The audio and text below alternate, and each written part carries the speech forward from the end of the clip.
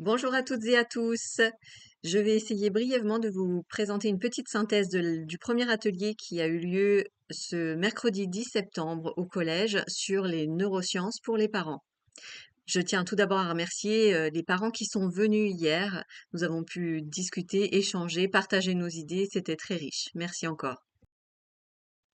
Dans cette petite synthèse, je vais essayer de vous présenter très rapidement tout ce que nous avons vu hier, notamment pour les parents qui n'ont pas pu assister à cette séance.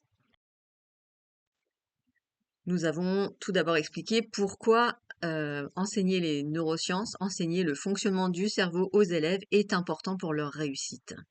En effet, la métacognition aide beaucoup dans les apprentissages.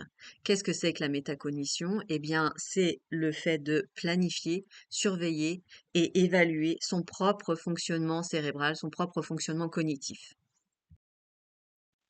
Pour les apprentissages, c'est un peu comme pour faire une recette de cuisine. On planifie d'abord ses ingrédients, ses ustensiles. Ensuite, on réalise la recette en veillant à bien la suivre. Et puis ensuite, on évalue. Est-ce que c'est trop cuit, pas assez cuit? Est-ce que ça manque de sel? Eh bien, c'est un peu pareil avec les apprentissages. Il faut prendre ses réflexes pour mieux apprendre, comprendre où on va, comprendre quel chemin on suit.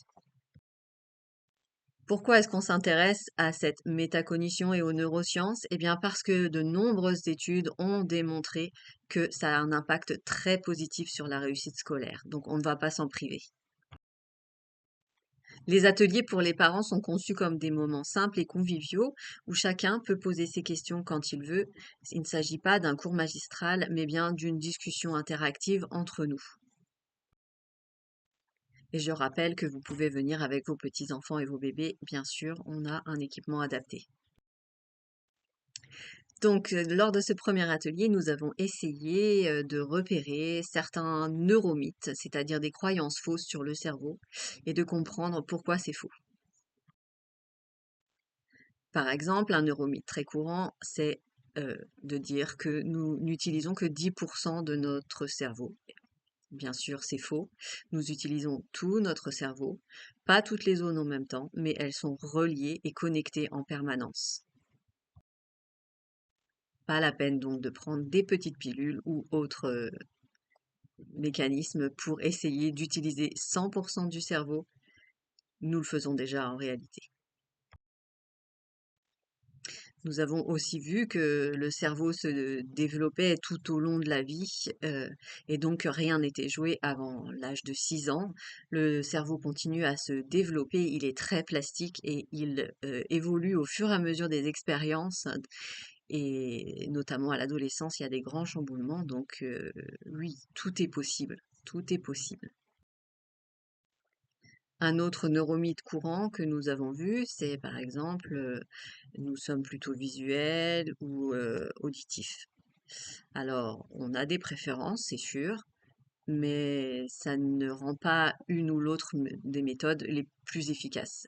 L'essentiel, c'est de varier les méthodes, c'est ça qui est efficace dans l'apprentissage. Si vous voulez découvrir d'autres neuromythes, je vous invite à faire le petit Kahoot, le petit jeu en ligne qui se trouve sur le site dont le lien figure en bas de la vidéo.